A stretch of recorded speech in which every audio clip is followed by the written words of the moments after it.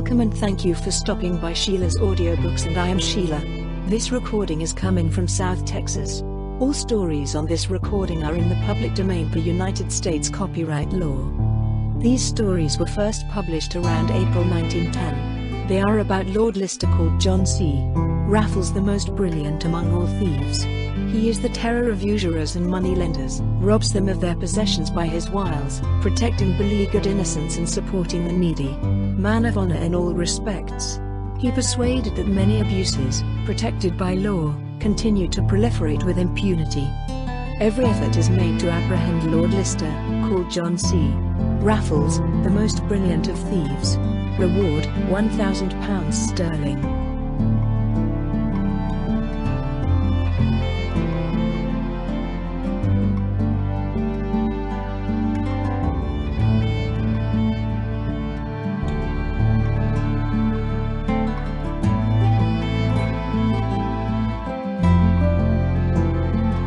Lord Lister, the Doppelganger of the Bank Manager. By Gert Matchell and Theo Blakenzy. Chapter 1. Lord Lister, the Friend of Men. Lord Lister sat comfortably back, legs crossed, in a comfortable red leather armchair. His slender white fingers played with a silver cigarette case. Opposite him sat his friend Charlie Brand, his torso bent over, elbows on his knees. "And do you like it here in solitude now?" asked Charlie. Lord Lister suppressed an emerging laugh. "Well, of course. It's very beautiful here." "Do you have pleasant neighbors, Edward?" "I have not yet given myself time to make visits," replied the Lord, as he yawned loudly and rose from his chair. He walked slowly to the window, which hung precious lace curtains, while draperies of wine-red velvet dampened the all-too-harsh light. "I should like to know who owns that upstart-esque house across the street," remarked Lord Lister after a pause, pointing to the house across the street. Charlie Brand came and stood next to his friend. "That house over there with that tacky facade? It must be the property of some rich butcher. Perhaps it also belongs to a banker." "You are mistaken. The owner is an old lord, but he looks like a cattle dealer. He seems to be suffering from gout. Every morning he drives to Hyde Park." "Have you seen all that from here?" "All that, Charlie, and much more." "For example?" Fire burned with curiosity. "For instance, I have noted that my asthmatic, rheumatic neighbor has a very beautiful young wife." "So?" Charlie's curiosity turned to interest.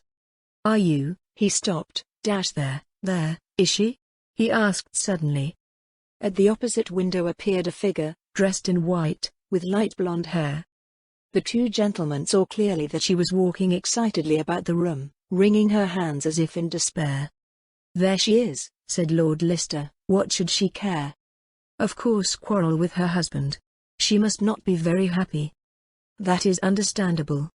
There the blonde head emerged from behind the curtains again. A pair of large, sorrowful eyes looked into the garden and past the gate which closed the house from the road. "Like a captive bird in a gilded cage," compared Charlie. The white figure sat down in an armchair by the window and, sobbing, hid his face in both hands. Lord Lister turned from the window and looked earnestly at his friend. "A poor suffering woman, in the midst of the most lavish splendor. If only I could help her." "That's always your first thought," said Charlie. "You are a human friend of the purest waters, Edward. Besides, the idea is really not so impracticable. You can easily pay a visit as a new neighbor and then explore the grounds. Of course it remains another question whether you can help." "I can try. But I am afraid that they will not be able to receive me. An escape is easy to find. The Lord has a busy business, Madam has a headache, and so on." His friend shrugged. "Yes, of course you have to take that into account, Edward." For a moment Lord Lister hesitated. He looked again at the slender figure across the street. Then he stepped resolutely into his bedroom.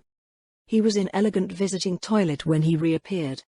He tied his tie in front of the mirror, and from a large flask he sprinkled himself with a peculiar odorous perfume. He looked in the mirror, and was pleased. He stuck a beautiful orchid in his buttonhole, then took his gloves and lightly slapped his friend on the shoulder with them. "See you later, Carlo mio.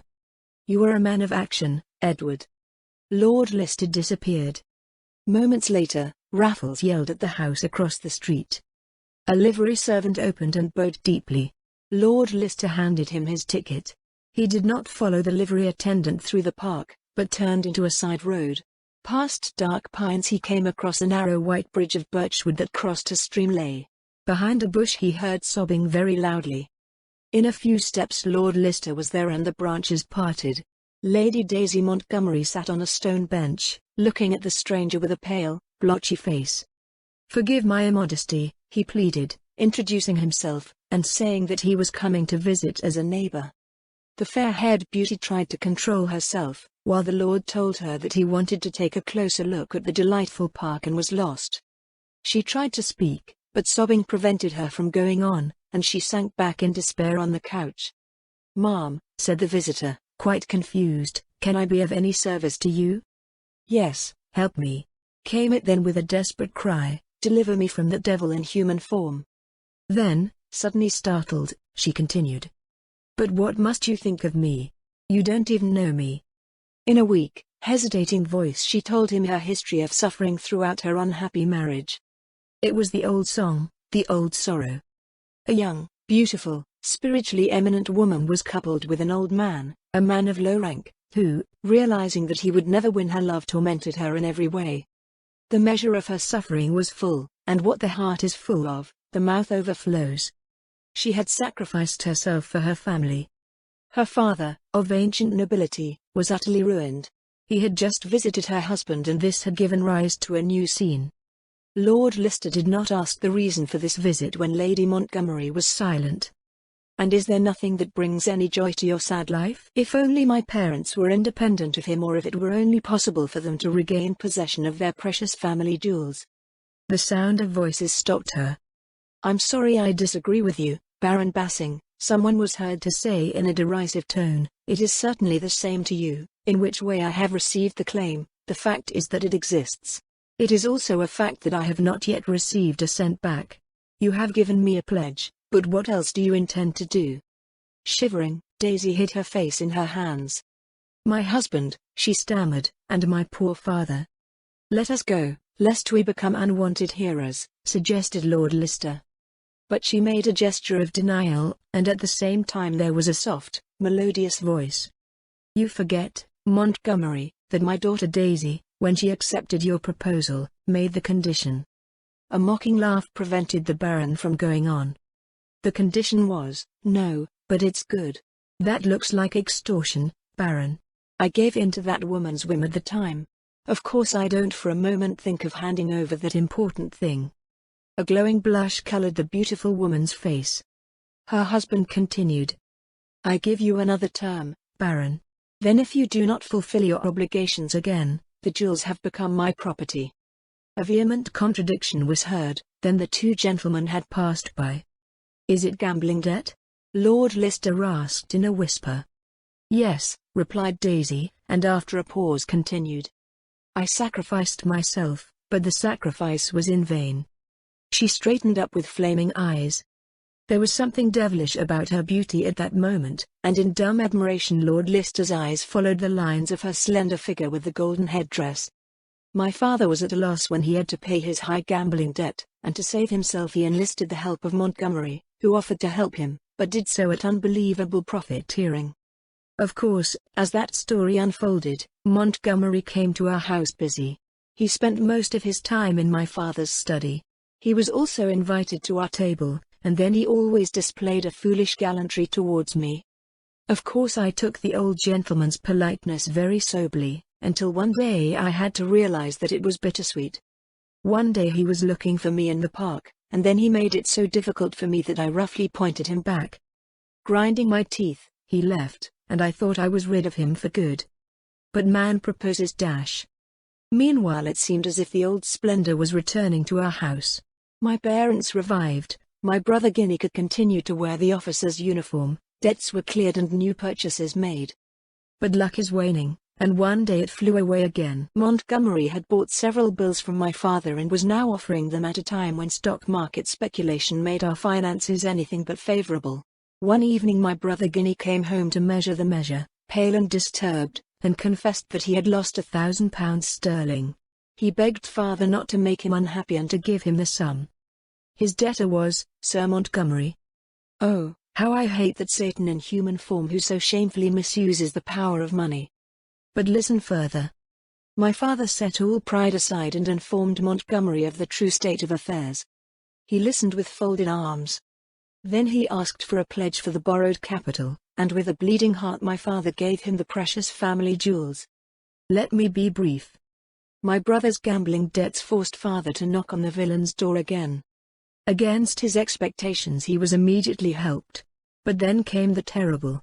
Montgomery made a terrible condition. Overwhelmed with grief, Lady Montgomery was silent. Lord Lister grabbed her narrow cold hand.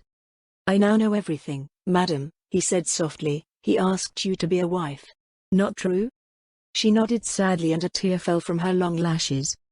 God only knows how I suffered before I made up my mind, she whispered with tears. I fought day and night, until I happened to witness in an adjoining room behind the doorkeeper my father's hand wanted to hit himself. With one leap I was past him and wrested the revolver from him. This decision was decisive for my life.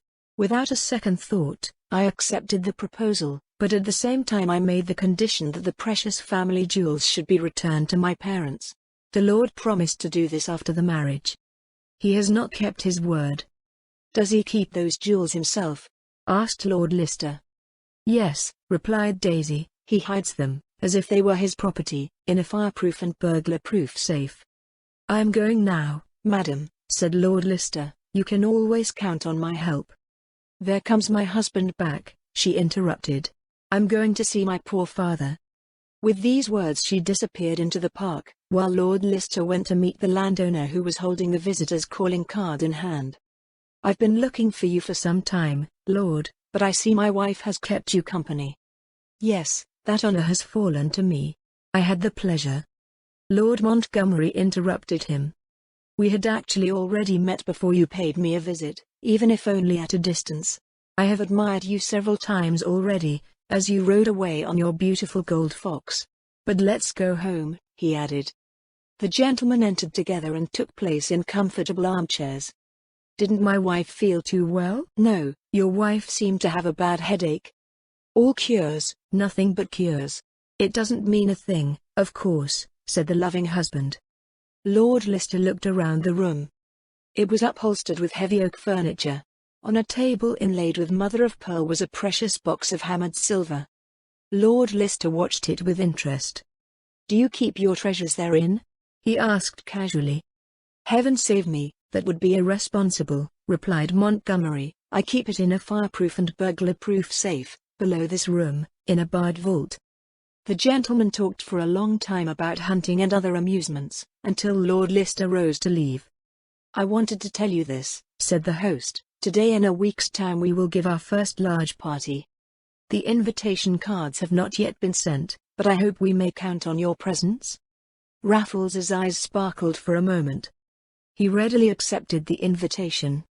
The gentlemen exchanged a few more pleasantries, and then Raffles rose. So I can count on you? With pleasure. A servant opened the door, and as he withdrew, Lord Lister, at the back of the park, saw the lamentable woman's light gown, beside a distinguished-looking gentleman, with white hair.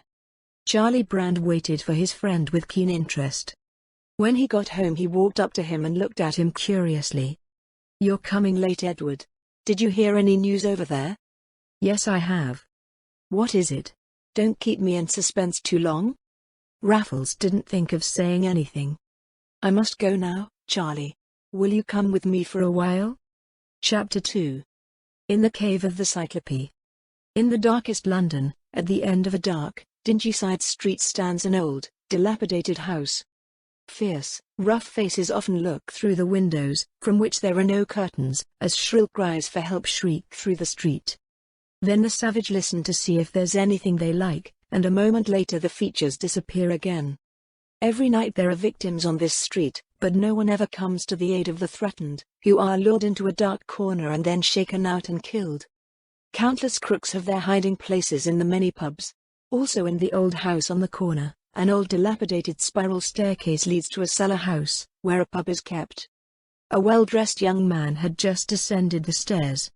When he got downstairs he knocked 3 times. Immediately a bolt was pushed aside. A loud hello greeted the entry, who took the cap from the blonde head. "All you bastards, old boy, are you asleep? Say Cyclops, give me a whiskey now." The one-eyed innkeeper hastened to bring what was asked of him, while all those in the tavern gathered in a circle around the blonde lad. Now the Cyclops appeared with the filled glasses. From a rough, indifferent countenance, a grey-green eye with bloody rims stared out of the hollow. The clean-shaven square head rested on a long neck. His frame was tall and sturdy. All nudged. "That's a good day, fellows," exclaimed a little thin man. First Black Samuel gave a round, and now Blonde Jimmy is crowning the day. Long live Blonde Jim and Black Sam. They nudged again. "Tell me, dude, how did you get the money? Did you lift a drawer somewhere?" The others roared with delight. "Watch out," cried Jim, "shut up, or I'll hit it." "Sit down, Jimmy," soothed the Cyclops, "and tell us the story of your luck mates. Or do you want to keep that source as secret as Black Sam?" "Yes, I'll tell you." And Jim jumped onto the solid oak table. "I was once again in new trouble for the umpteenth time, and I was constantly looking in vain for a good deal. I went dangling in front of Washington Street. And while I'm standing in the shop windows admiring my beautiful image, I suddenly get a nice idea. And hardly is that idea in my head when I had to execute it too, because my fingers were itching all over. Gaily I waved my cane and hummed a tune as I entered a small shop. I had not premeditatedly selected a large case, because I wanted as few spectators as possible. I was convinced that inside the shop there was only one person, a boy, with a face full of freckles and milkman's dog hair. So I went in. "What do you want, sir?" With these words the freckles came forward. Laughing, I put my cylinder on the counter. "Fill it with syrup," I ordered. He looked at me in amazement, and seemed to doubt my sanity. "Soon," I said, "it is a bet. Close by, in Waterloo Hotel. Quick, I don't have time." The freckles grinned all over his face. "But sir, that pretty silk hat." "It doesn't matter," I said, "the bet pays me a lot more." He grinned with a mouth that drew back to his ears and began to fill the hat with the sticky material behind the counter. "What does it cost?" I asked. "Just a shilling," he replied. I put on the counter a £1 note, which I had rolled a lady a moment before. Slowly he opened the cash drawer to give it back to me, but in the same instant I grabbed the molasses hat and clotted it vigorously over my head. I assure you, boys, it was one hell of a funny sight. I quickly took the money out of the drawer, grabbed the boy's cap, which hung on a nail, and ran away. The fellow couldn't scream, his mouth was taped shut with a nice sweet plaster, and he couldn't see either, because before his eyes it was pitch dark night. The listeners had occasionally interrupted the narrator with loud laughter, which this time seemed almost endless. "Hullo! There's someone behind that!" cried Jimmy, and indeed sat huddled on a bench, a lonely figure. "Say, Heinrich, are you spinning?" roared a pockmarked fellow, and a second added. "Say, Heinrich, with the bitten cheeks, do you still mourn Red Scene? He won't come back." "Come, have a drink," Jim encouraged, grabbing his arm. A gloomy, disturbed face, on one cheek a strange scar, as if caused by a human bite, looked up. "What's the matter with Red Scene?" asked Jim. "He has run off," replied one of the others, with a rough laugh, but Charles, a mechanic, declared. Scene was Heinrich's sweetheart. They recently stole jewelry together. Every day they quarreled over the division of the spoils, until Red Scene suddenly disappeared a few days ago. At the same moment one of the fellows had picked up a rubber stick which lay on the table. He held the dangerous weapon to his mouth like a whistle, and whistling a familiar tune in Langer, Black Sam began to sing. "Ah, where is his sweetheart? Oh, where is his good wife? Sweet Sissy has vilely left him. She was no longer faithful to him." And the whole gang joined in unison. "Dear Sissy has vilely left him. She was no longer faithful to him." "Worsts!" roared the teased, as he sprang to his feet, fists clenched. The vein of wrath on his forehead was swollen high, the glazed eyes seemed to fall from the head. An animalistic fury expressed his features. He flew at Black Sam and grabbed him by the throat. "Stop!" suddenly thundered a piercing male voice. Startled, all dashed apart. "The great unknown," was whispered. Raised high stood a slender male figure in an elegant suit, his face hidden behind a black mask. Lush dark hair peeked out from under his cylinder. His slender frame gave him something regal. Without uttering a word, he looked menacingly from one to the other, then disappeared. The Cyclops poured several drinks at the counter and then followed the stranger. The others spoke only in whispers. Heinrich with the bitten cheek had already been forgotten. There the door creaked again. "Jim and Jack go inside," the Cyclops announced. The two hastened to obey this order. They went out the door and came into a dark passage, where, in close succession, they advanced cautiously. Sailor's Jack seemed to know the way better than Jim.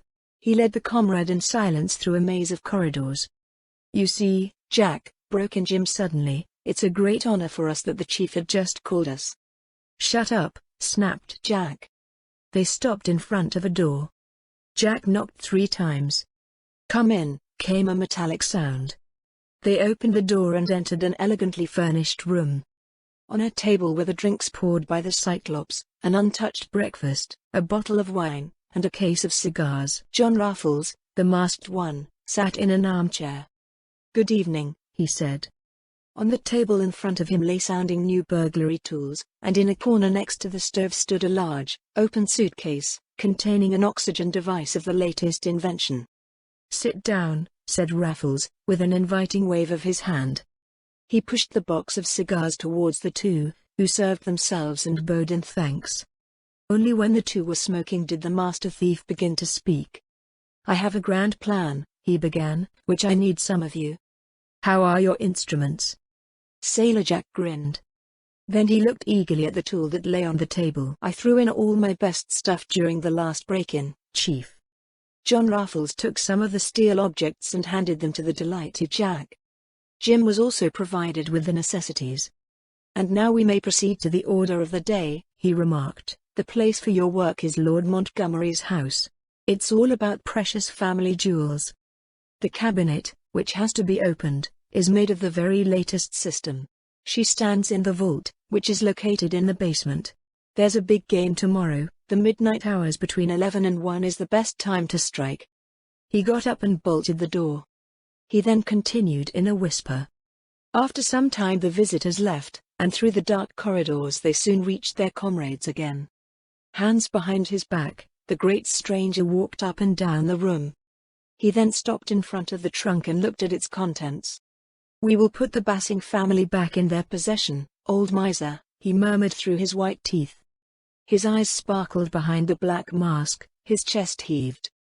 A silver pendulum struck the midnight hour. The candles in the silver candlesticks flickered and cast uncertain light upon the fair, black-masked face.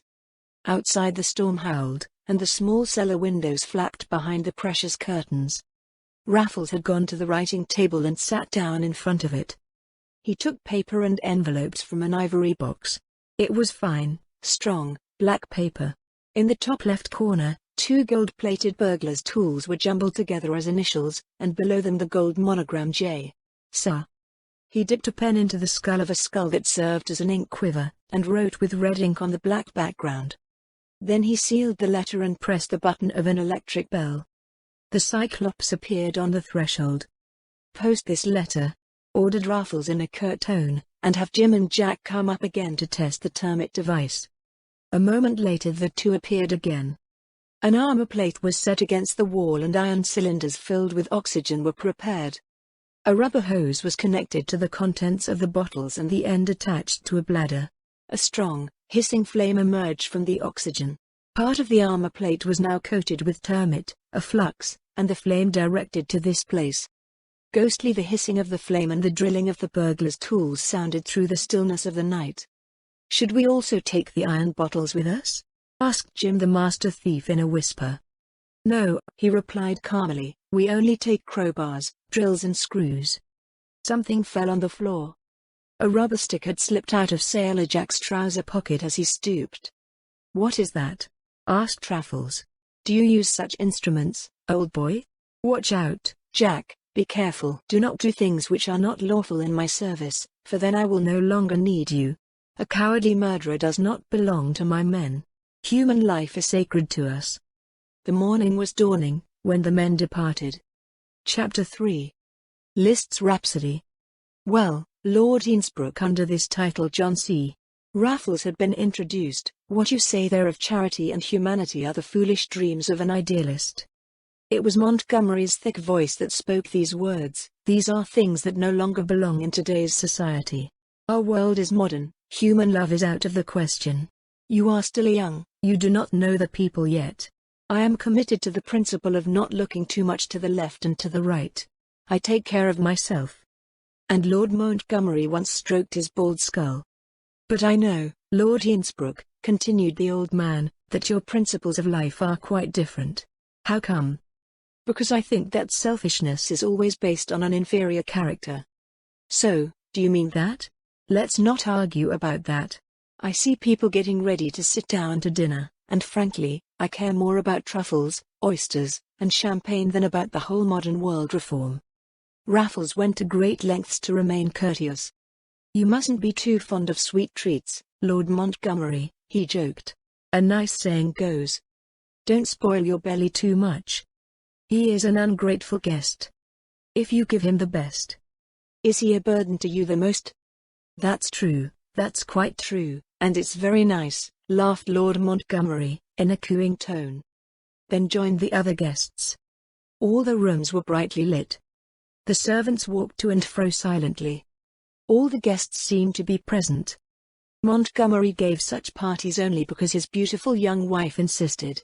Hospitality was simply not one of his virtues. Many ladies were present, but the fairest of all was by far Lady Daisy. Her long, trailing robe of sea-green silk was embroidered with silver water lilies. Her beautiful, wistful eyes sought Lord Lister. He was the adored darling of women, and also again tonight he was the center of the ladies. After dinner the party went to the music hall, where a lovely Bechstein grand piano called for playing. Lord Lister had gone to the smoking parlor, where he lit a Havana. Then he entered the balcony. He looked around hastily, then leaned forward. The first bars of Liszt's famous Hungarian Rhapsody sounded from outside, whistled in a masterly tone. Leaning against a palm in the shade, he listened, and when the notes stopped, he whistled the melody plain and clear. Then he returned to the music hall, where there was lively debate on Beethoven's sonatas and Wagnerian music. For a moment he listened in silence, then he turned to one of the ladies surrounding him. Will you not even give us the pleasure, Lady Mountleroy, of playing something for us? Oh, laughed the lady, I play terribly. Are you fishing for compliments, madam? He asked, bending over and looking the lady in the eye. No, oh, no, I hate flattery, Lord Innsbruck. We're now pleading 20 voices. Play us something. Laughing, Raffles allowed himself to be pushed to the wing. The gentleman, too, had now approached. Innsbruck preluded softly. But that's unbelievable, that's to drive you crazy. Yes, that brutality is going too far. With these words some gentlemen still entered. What audacity? Asked one of the guests. Don't you know yet? Asked Montgomery. No. I got the black letter this morning. Innsbruck continued to prelude. He understood every word, though the gentleman spoke softly. The black letter? What is that? I've heard of a blue letter, said a young officer. With a black letter, declared the host, the notorious burglar John Raffles always announces his visit. But that's interesting, and you? Shh, softly. Otherwise the ladies will get worried. Yes, he announced his visit to me. Of course I immediately ordered a detective to guard my safe. For today, now that everything is up and running, I did not consider such a thing necessary. But prudence never hinders. I have 2 servants keep watch in the portal. Innsbruck gave a little laugh. Lord Innsbruck, asked a lady, who was taking too long to prelude, what are you going to play next? Would you like a rhapsody of Liszt? He asked. I'd love to. All agreed. And suddenly Innsbruck played with a strong attack. Masterfully he interpreted the savage, effervescent melody, the beautiful music, which drowned out everything and forced everyone to listen breathlessly. He was showered with praise. A lady took his place to sing a song by Mendelssohn. Meanwhile, Hinsbrook quietly left the room. Chapter 4. A brutal burglary. Raffles rushed through the rooms, then flew down the stairs. He met no mortal, and so he entered the vault where the safe with the jewels stood. He took out a looper from his pocket and managed to gain silent access to the safe. There he saw two dark figures who were preparing burglars' tools. When Raffles entered, Jack and Jim looked up in terror. They were already preparing to attack the unwelcome guest. But Raffles whistled softly. "Oh, Chief," stammered Jack, "I thought we'd caught." "Have you done as I said?" "Yes, sir. We filed through the iron bars when you played that savage piece on the pianos." "Then everything went well." Raffles laughed. He looked at the filed-through bars, which had been neatly put back in place. There he suddenly discovered the motionless, stretched figure of the detective. "What is that?" he asked in a curt tone. Jack looked around. "What is that? Speak up." "Chloroform, Chief." "Then the man will soon come to." "Not so soon." "Why not?" "I knocked him on the head." "By which?" "With the sandbag." "Couldn't it have been otherwise?" Raffles looked disturbed. "Impossible, Chief," answered Jack. "I thought the Chief would be pleased with our work. After we had filed through the bars, we crawled through the window. At the same instant, however, a fellow sprang toward us. I immediately held a sponge of chloroform under his nose, after which he fell unconscious. To be sure of our case, I knocked him on the head again. But no harm will come to him, Chief." "Come on, boys, then get to work," said Raffles, who took off his skirt and hung it in front of the window so that everything could take place undisturbed. Jack examined the iron safe and Jim fixed the termite device while Raffles lit a gas flame. "The rubber hose," he ordered. Jim handed it to me. Jack had already found the right place where the iron can most easily be melted down. "Forward." Raffles' eyes glittered. Now he, the master thief, the gentleman burglar, was back in his element. He gave orders, took the rubber hose and let the flame whiz past Jack's designated, untermited spot.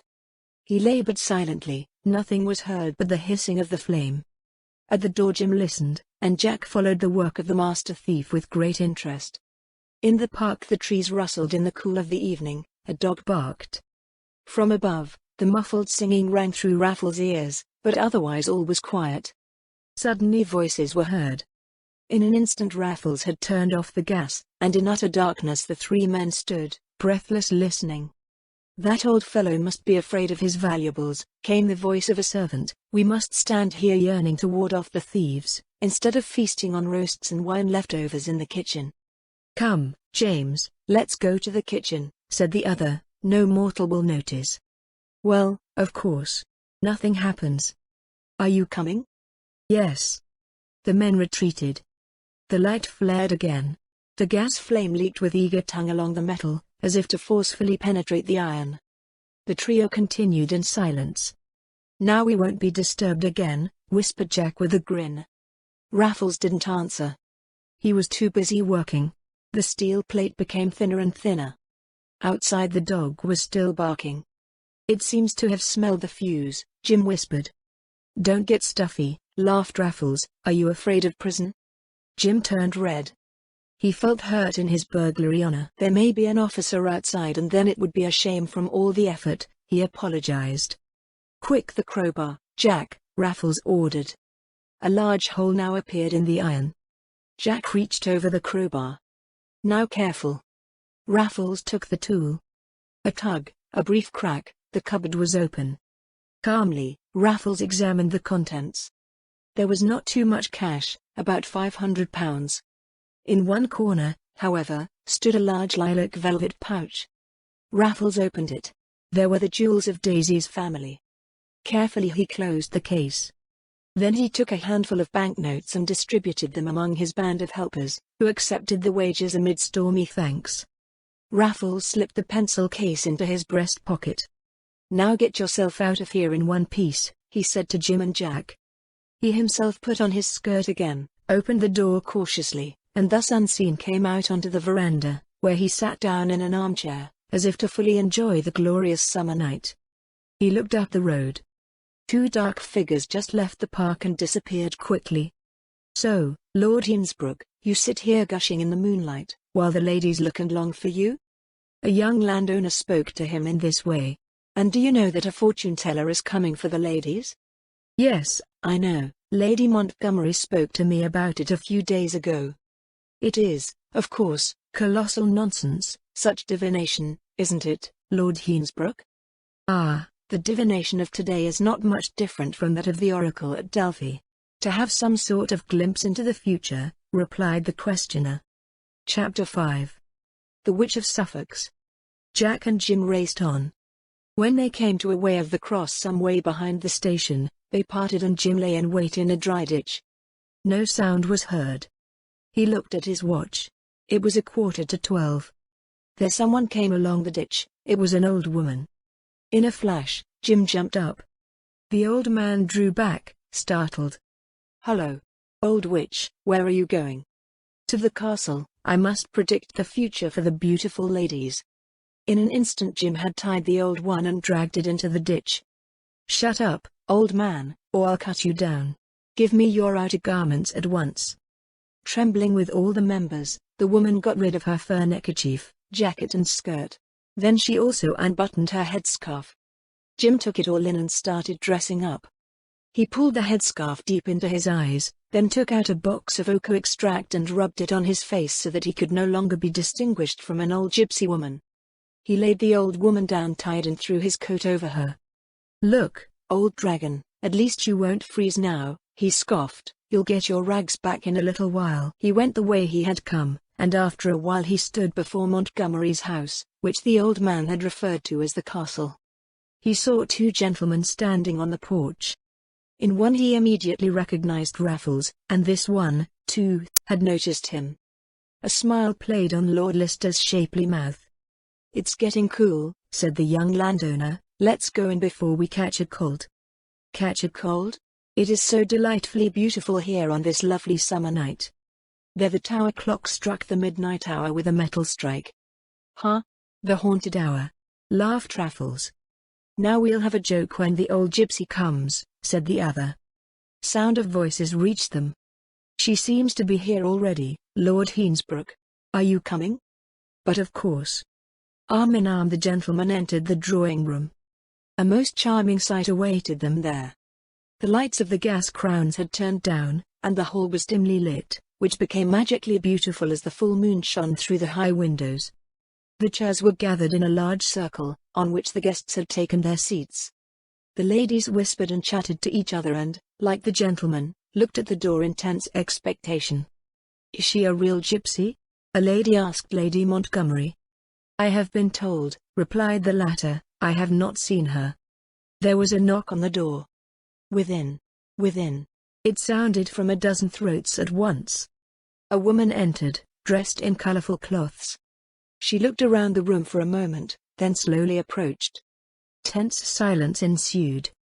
"Beautiful ladies, proud gentlemen, Slidviger, the Witch of Suffolk's, greets you by night," she said. "Good evening. Good evening." It sounded cheerful. The ladies had stood up, very curious. They crowded around the motley figure. They all reached out to her. The craziest things were told. A lady, who had been married 6 years and the mother of 3 children, was told that she would soon be reunited with a man of her choice, and when the gypsy was told that the lady had been married for a long time, she became concerned. "And what is my fate?" came the sonorous voice of Raffles, who had also joined the group. "Show your hand," ordered the gypsy. For a moment she studied Raffles' fine white right hand. Then she spoke in a solemn tone, after she had crossed herself 3 times. "You will become a rich man." "He already is," said a voice from the party. However, the pseudo-gypsy did not let herself be disturbed. She closed her eyes and then said, "What do I see?" "A blue flower blooms. A flower of happiness. She blooms for you.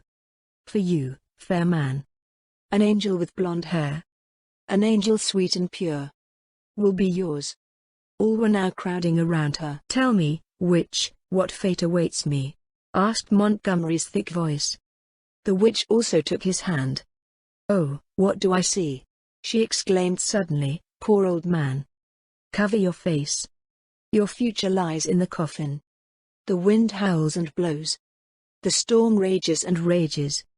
Silver moonshine. Looks in closet. The closet is empty. Away the golden burden. Poor old lord. You no longer own any jewels. What is that? Roared Montgomery. But Lord Montgomery, you don't believe that nonsense, do you? An old general asked. But the letter. The black letter. That is a wonderful coincidence. Loud screams followed. The lords laughed at the folly and thought it a precious joke. The ladies let out little screams, and the conclusion was that they went in procession to the vault in the cellar vault. All anxiously awaited the things to come. At last the iron door was reached. Montgomery fumbled in his pocket for the key. He had become nervous and convulsively twisted his face. At last he found the key and put it in the lock. He turned chalk white. All devils. The key no longer fits. You see ghosts. A former soldier calmed down. You're getting excited for nothing. May I have a try? Asked Lord Heensbrook in a courteous tone. Montgomery stepped back. Holding his breath, shaking inwardly with laughter, he tried to turn the key, in vain. That is very wonderful, whispered the guests. It's impossible, said a young officer. Let me try. He did. Also without result. Maybe the door isn't even closed, push it, the young landowner advised. The lieutenant did. Crack. The door flew open there. All rushed in. Light! Shouted Montgomery, beside himself. It was brought, and it shone on the deathly white face of the detective, who was still prostrate on the ground. The ladies were screaming terribly now. Some fainted. Lady Daisy, her marble white countenance, entered the vault and fumbled about. The jewels, she stammered, great God! They are gone. Her eyes closed and she would have sunk if Lord Heensbrook had not supported her. Robbed! Robbed! Roared the Lord. I've been robbed. Shamefully robbed. The jewels that were kept here alone represented the value of $500,000. Almost howling with rage, like a wounded animal, the old lord flew from side to side. Worsts! He shouted to the servants, who had lit the whole thing with candles. Worst men, so you have done your duty. In his raging rage he pulled the candelabra from their hands and hurled them at them. Fortunately for both men, the heavy bronze objects missed their target. They flew right past them and fell clattering to the ground. Light the gas, ordered the Lord. All the guests, gathered in a wide circle, had surveyed the whole scene. One of the gentlemen now tried to close the windows. Suddenly he leaned forward and cried, "The thieves have come through the window, ladies and gentlemen. Look here, the bars have been filed through." All now went to the cellar windows to convince themselves of this brutal deed. While the above happened in the vault of the beautiful house, Jim ran to the dry ditch in the old gypsy woman's clothes. The gagged woman still lay there in the same position. With a single jump he was in the ditch. "The game is over, mother," said the burglar, untying the woman. "Look, put on your clothes again, here's a hearty sip too, and there's a little something for your troubles." Jim took out his purse and handed the old one a $10 note. Then he ran away. Shaking her head, the old woman looked after him, then she looked at the banknote and went to her poor house. In the meantime, in the great mansion, there was no talk of anything but this brutal burglary. Everyone had his own opinion about it, as is always the case in such cases, and some of the party were convinced that the old witch knew more about the case. Chapter 6. A mysterious shipment. The next morning dawned, and over the great mansion hung the mysterious veil of the crime committed the previous day. There was a crackling fire in the dining room, which, though it was only late summer, was very pleasant. The guests, who had passed a sleepless night, had gathered round the great oak table, watching with the host to arrest the burglars at once, if he should show up. Most of the guests had wanted to leave her house at once when the terrible story had come to light, but Lady Daisy had begged with tears in her eyes that they should not go. That's how the guests had stayed. They spoke of nothing but the mysterious theft. Lord Montgomery had immediately notified the police of all that had happened, and Lord Heensbrook had offered his assistance with the utmost courtesy and even negotiated by telephone with the chief of police. After breakfast, the guests dispersed. Most went to their rooms, the others went to the library or smoking room. Lady Daisy had gone to her boudoir with watery eyes. Later in the day, when she had gone to the library, Lord Lister was just walking down the hall. When the beautiful woman had dwelt a while in the library, he entered it too. Startled, she rose from the chaise-longue. "Excuse me, milady, I'm not disturbing you, am I? I was just looking for some literature." "You don't bother me at all, Lord Heensbrook." She pressed her hands to the temples. "Don't you feel well, milady?" He asked this in his kindest tone. "No, I don't feel well at all, my head is burning and my wrists are throbbing terribly." "That is a natural consequence of the events of the night, milady. I feel such terrible pity for my parents. Those jewels have been preserved in our family for so many generations. They will not recover from that loss." "You'll allow me to keep smoking, won't you, milady?" asked Lord Heensbrook. She nodded in approval. Then she spoke. "Lord Heensbrook, I have put my full trust in you, and I hope you will put your trust in it. My head is full of thoughts, and the center of it is you." "That's too much honor, milady." John Raffles bowed with a slightly mocking smile. "And may I ask, of what kind these thoughts are?" She thought for a moment, then said hastily, "No, I cannot tell you that." Lord Lister was leaning against a high bookcase as this conversation went on. With a curious look he looked down at the blonde head, which was bowed there before him. "Those must be dreadful thoughts, milady, which one dare not utter." "Oh, Lord Heensbrook, I'm really not in a mood to jest. Leave me now." "Not until you have explained to me what thoughts you had." She bowed her head. He waited intently for an answer. A few minutes passed, then suddenly there was a knock on the door. Raffles grabbed a book while Lady Daisy opened the door. "A letter, milady," said the servant, handing her a sealed letter. "From my parents," she whispered. "Ah, they don't know anything yet." Raffles looked at her sideways as she opened the letter. A black envelope with a gold monogram fell out. Daisy turned pale to her lips. "Great God," she whispered, "a letter, such as my husband received one. But I want to read what they write to me first. They have the jewels." She cried out suddenly, and in the instant she felt a hand being placed on her mouth. "What does that mean, Lord?" she stammered in a trembling tone. For a moment they looked at each other. But then too Lady Daisy seemed to have understood everything. She handed Raffles both letters. "Read these letters," she said, "read them aloud, for the letters dance before my eyes." Raffles sat across from her. "Read the black letter first," demanded the beautiful woman. "As you wish, milady." He started to read. "My lord. A friend of man hereby sends you your property with the kind request that you do not make any inquiries, and that you keep the most profound silence on the whole matter. John C. Raffles." "Further," groaned Daisy, hiding her face in her hands. Raffles now took the second letter. He read, "Dear child, we hope that you will visit us soon. An event which has shaken my whole nervous system makes me keep the room. We receive, through the intermediary of the well-known burglar Raffles, the family jewels which your husband has unlawfully possessed for so long. We had not yet passed the first joy when I suddenly came to the terrible discovery that the most precious stones had been broken from the ornaments and replaced by beautifully cut glass shards." "Helen Devil!" shouted Raffles, smashing the paper between his fingers. Weeping, Daisy sank onto the couch. Suddenly she straightened up, and with wild flaming eyes she exclaimed, "Listen, Lord Heensbrook, now I want to tell you what dreadful thoughts possessed me today, thoughts of which, as I said, you are the center. Listen, Lord Heensbrook, I suspect you have some connection with this Raffles. He did not carry out that theft, but you." "Do you mean, milady, that I am a vile thief, a deceiver, and a jewel forger? Do you think, milady, that I stole the valuables to counterfeit the stones that very night and enrich me at the expense of your family? Did you want to tell me that? Were those the thoughts that played through your brain and of which I was the center?" The wrath swelled on the master thief's forehead.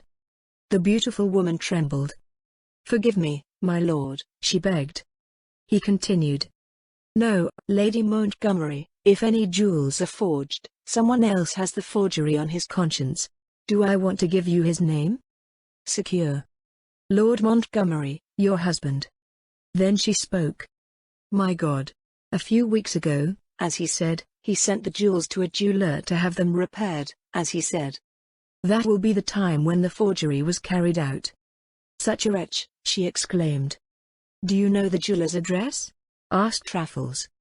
Daisy called it. Then I will act further. Don't worry, milady, you have nothing to fear. One thing is not yet clear to me, said the beautiful woman.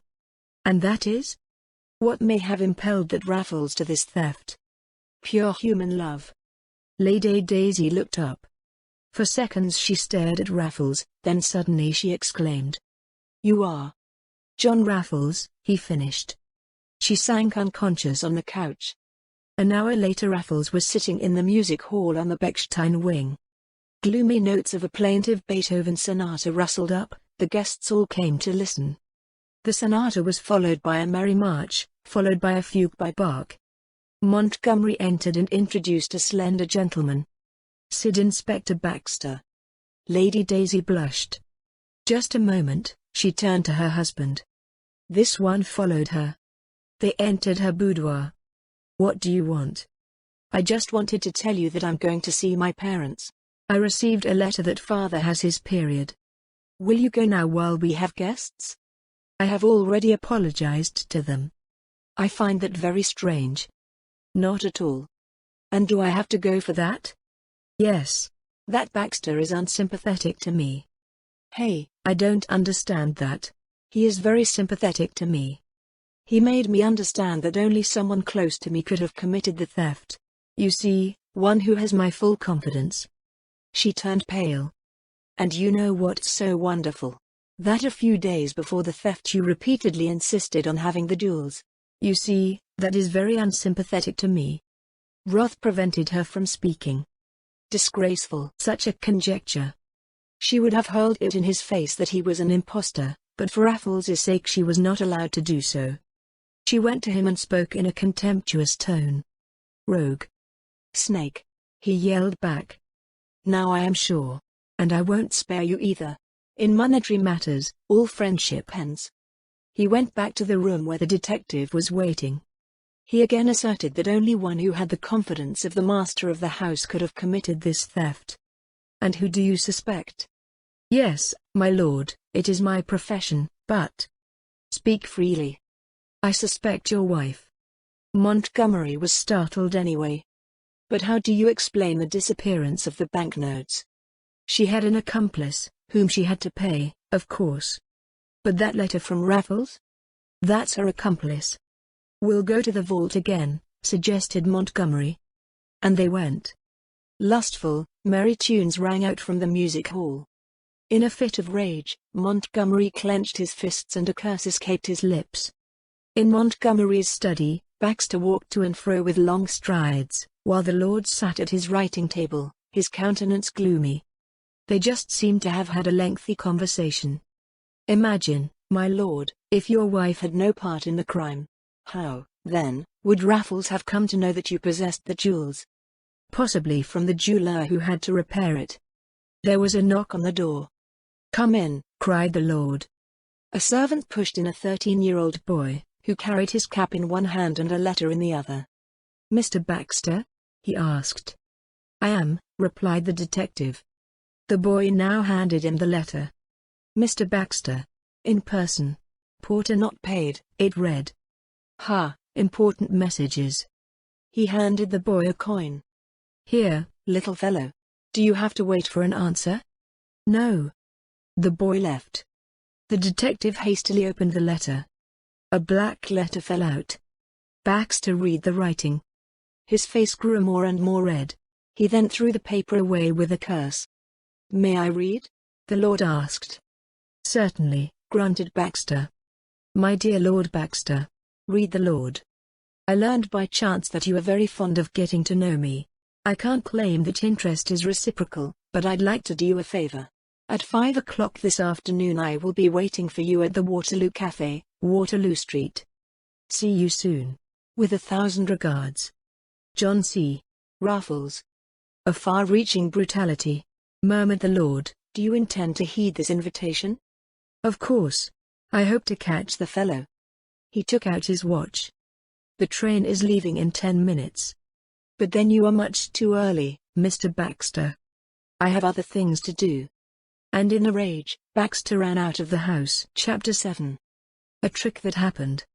The jeweler Hermann Wallenstein sat in his armchair by the window in a room behind the shop, examining through his magnifying glass a great number of precious stones and old-fashioned jewelry made of ducat gold. He smiled contentedly and his parchment face twisted into a grin. He calculated that he could make good business with these objects with a sweet profit. There went the store bell. The jeweler hurried forward. There stood a slender gentleman with a black beard and hair. In his hand he held an ebony stick with a gold knob. "I would like to buy loose jewels," he said. Very gladly," bowed the shopkeeper. Soon a great store of glittering stones lay before the distinguished buyer, who set up a lorgnette to better appraise the stones. From the room the jeweler had now also taken the stones, which he had looked at with such great joy a moment before. The purchaser, who appeared to be a high-ranking officer in civil, looked at those stones with the greatest attention. He seemed to have a hard time making a choice, coughed once, holding his silk handkerchief to his mouth, and, rubbing the stick indecisively against his lips, set it next to him and asked to see other stones. A second buyer entered. It was a young, cheerful student. He also put his walking stick against the counter. The shopkeeper asked what he wanted. "I would like to see simple rings to give a little girl as a present." He chose a simple ring and produced a rather old purse. "How much does that ring cost?" 10 shillings. The cheerful student made a shy face. "Can't it be for 6 shillings? For 6? Oh yes, I have not yet received my monthly allowance." "Then wait until you get it," snapped Wallenstein. No, I can't. I need that ring now." "Come, give him for 6. The merchant hesitated for a moment. Then he took the money. The other took hold of his stick and left without glancing at the great one. "You have not what I am looking for," said the latter. "Now, do not bother." A long shadow suddenly fell across the counter. It came from a tall, thin gentleman who stood in the street and looked in through the window. It was none other than the police inspector. "I'll be back," said the buyer, and took his stick and left. He had only gone a few steps when the jeweler ran outside. "I've been robbed," he exclaimed. In an instant Baxter had caught up with the elegant gentleman. "Sir," gasped the inspector, "in the name of the law I am arresting you." "You are mad." "In the name of the law," replied the stranger. The inspector called a cab. "What do you really want from me?" asked the elegant gentleman. "You'll see," replied Baxter. "You go to the police station with me first." "Good for me," replied the gentleman, sitting down in the cab, quietly. "You're cutting yourself badly, my friend, but I want to take this trip to please you." "You are Raffles," said the police inspector suddenly. "What? You are Raffles?" "What do you mean, man?" "Raffles, the great burglar." "I?" "Yes, of course. Thou art John Raffles." "And you are John Donkey," replied the other. The two understood that this way they would not get much further. The journey continued in silence. At the police station, the gentleman, who identified himself as a high-ranking officer of the royal blood, began to rage violently.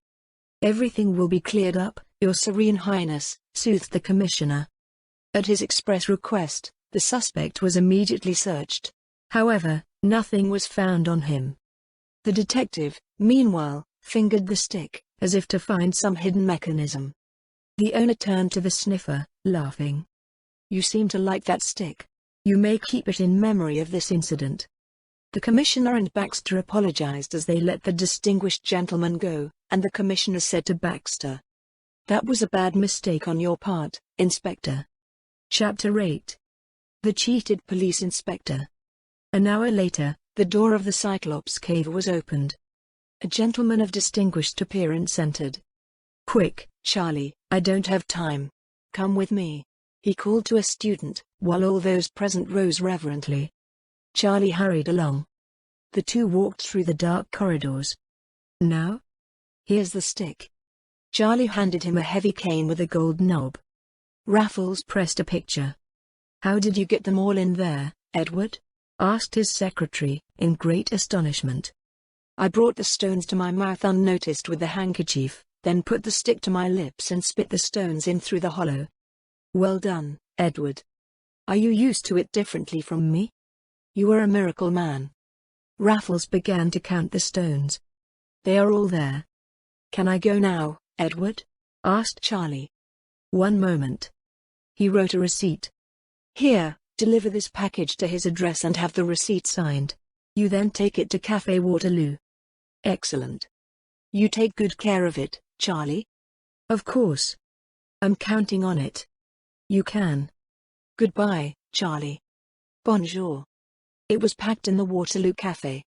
Elegant gentlemen, students, distinguished, beautifully dressed ladies were present. All alone at a table sat a tall, thin gentleman. It was Baxter, detective inspector. Now and then he took out his watch with a nervous gesture. It was 6 o'clock. So now he had to come, the master thief, the genius burglar. Minutes passed. On a velvet sofa, behind a pile of newspapers, sat a beautiful young lady. The detective looked at her with the greatest interest. She wore a large white hat with ostrich feathers on her beautiful black hair. A pair of lively eyes glittered in her head. "Waiter, the Figaro," she cried. "Ask." A Frenchwoman, thought Baxter, and with a few courteous words he handed her the request, which lay on the table in front of him. "Thank you very much." The pair started chatting, 100 out. Everything the detective forgot around him. Everything, even the appointment with Raffles. What did he care that appointment now? What even if Raffles had tricked him this time? "I have to order a room in a hotel," said the beautiful. Baxter was readily willing to do this for her at the hotel next door. He went. The beauty, left alone, hastily scribbled a few words on a card and handed it to a waiter. A young man, who had been pacing back and forth for some time, and who had gazed at her with fervent admiring glances, asked, "Are you looking for me, Blondie?" "Not that," replied the questioner in a shy tone. "Will you take me to the station? I do not know this place." Charlie, because it was him, thought. What to do? He would go with me. Later he could go back to the cafe. He gallantly offered her his arm. No sooner had the pair left the room than Baxter re-entered. Startled, he looked around. Where had his lovely beau gone? A waiter came up to him and handed him a note. His face grew long and longer as he read. "Dearest darling. Can I charm you? Are you disappointed or have your expectations been met? Anyway, thank you for your kindness. Your wine was delicious. But, dear darling, you did not invent the gunpowder." On the front of the business card was written in large letters, "John Raffles." But Charlie, too, was disenchanted at the same moment. Full of pride that he was seen with such a beautiful lady, he whistled for a cab and let the beautiful woman get in. "Dear?" he whispered questioningly. "What is it, little boy? How would you like it if I showed you London by night? And what do I get then, angel?" "A few firmer studs," came a familiar male voice suddenly. Charlie turned blood red. "Edward," he whispered. "Give me the receipt, you mad woman." Charlie did it. And taking a deep breath, Raffles in the cab took off the tight-fitting corset that had constricted his body for a time in the most unpleasant way. Raffles sat in his apartment on the wing. Suddenly there was loud yelling. He went to open himself. "Lady Montgomery, you?" She rushed past him, flew into the room, and fell there on a chair. "I am being persecuted. For more than 2 hours I have wondered about avoiding that persecutor, but he follows me like my shadow." "But what brings you here, milady?" "I have come to ask for your advice, and to thank you for the great happiness you have brought to my parents. You are acting very carelessly, Lady Montgomery, in thus risking your reputation." She let her head sink. "I had to tell you. You have made my family so happy." Raffles shook his head. "Does your husband know what you are doing?" "No." "Didn't you tell him anything?" "No." "What if he hears it now from third parties?" "What then, Lady Montgomery?" "Oh, he's not at home. He will not return before midnight." Are you sure? Very sure. Where has he gone? He has a meeting. Do you know, milady, where your husband's wealth is kept? At the safe deposit company, she stated. So. John Raffles made a note on his cuff. And milady, you came to ask me for advice, to confess. Help me, my lord, she begs, help me. I can no longer live with my husband.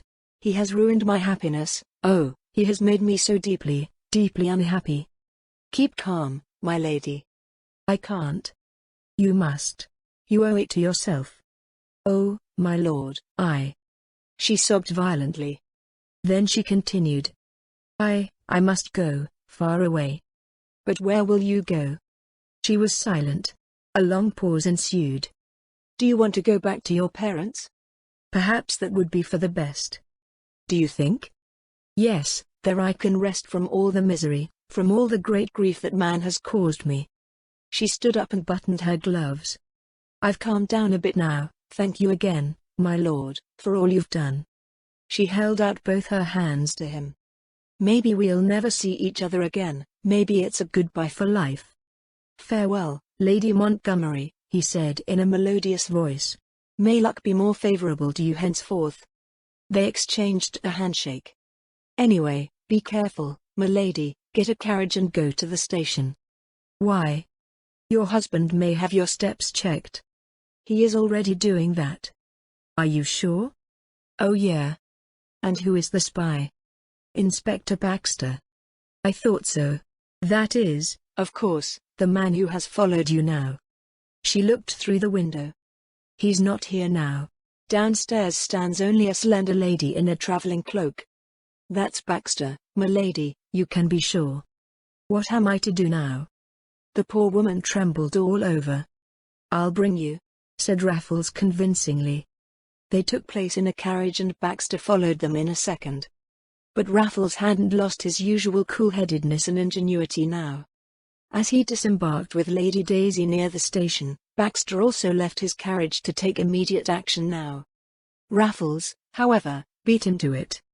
He accosted a few police officers. That lady over there is a dressed-up gentleman. I'm going to warn you, for he must be up to no good. And so poor Baxter was caught. All his claims were of no avail to him. He was doomed to spend the whole night on a hard cot. Chapter 9.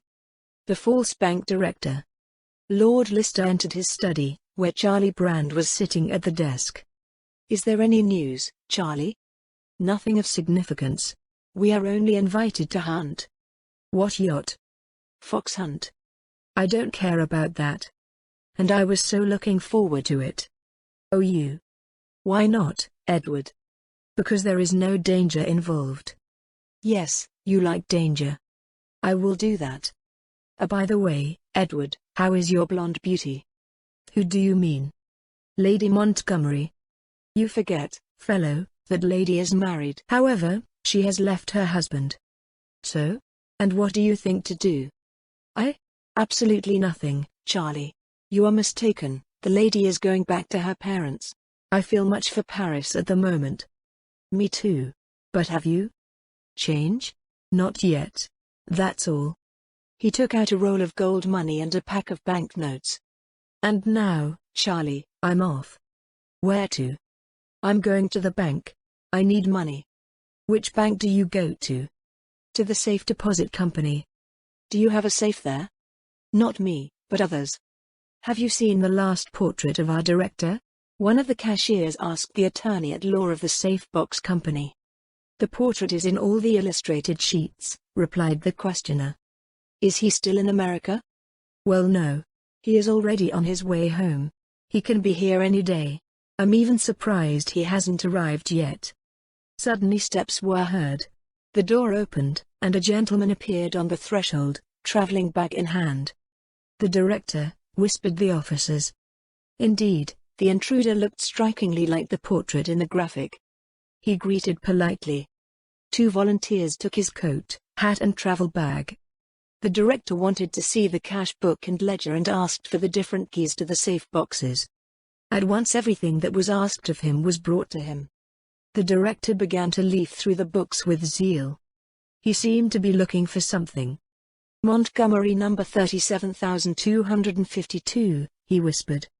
Then he went down. He searched for a while, then he opened a heavy iron door. He then filled his pockets from Montgomery's safe deposit box and was just about to leave the bank, when suddenly he came face to face with his doppelganger. The greatest confusion ensued. Raffles had gone out, but the Attorney General shouted with all his might. "Help! An imposter has entered. Soon. Help!" All the officers dashed off. The new director stood stunned. In the street a beer hand yelled, "My automobile! My car!" "There's a beer cart over there," cried a boy, who heard the servant yell. "A gentleman jumped on it when you were there in the cafe." On that car was Raffles. He held a bag of yellow leather on his knees and whizzed off. It was a life-and-death journey. But they were chasing him and his lead was shrinking. There he reached the station. He dashed onto the platform, where a train was just coming down. It was but a trick for the dexterous young man to jump onto the footboard. He got off at the next station and rode another train to Paris. When he got there, a beautiful young lady was waiting for him on the platform. "Helen," came a young, fresh male voice, "did you receive my telegram in time?"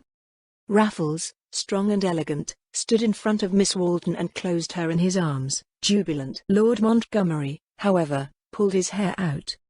He regretted the departure of his young wife less than the loss of his money. "I am ruined," he groaned and hid the face in his hands. The twilight descended upon the earth, shrouding also the figure of Lord Montgomery in grey mists. The end.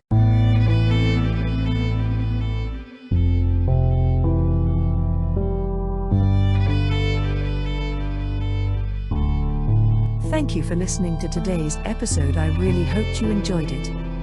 There will be more to come. Please subscribe not to miss out on what is next. I will be looking forward to your return. The music is by Madfan from Pixabay. To support this and other artists, go to pixabay.com.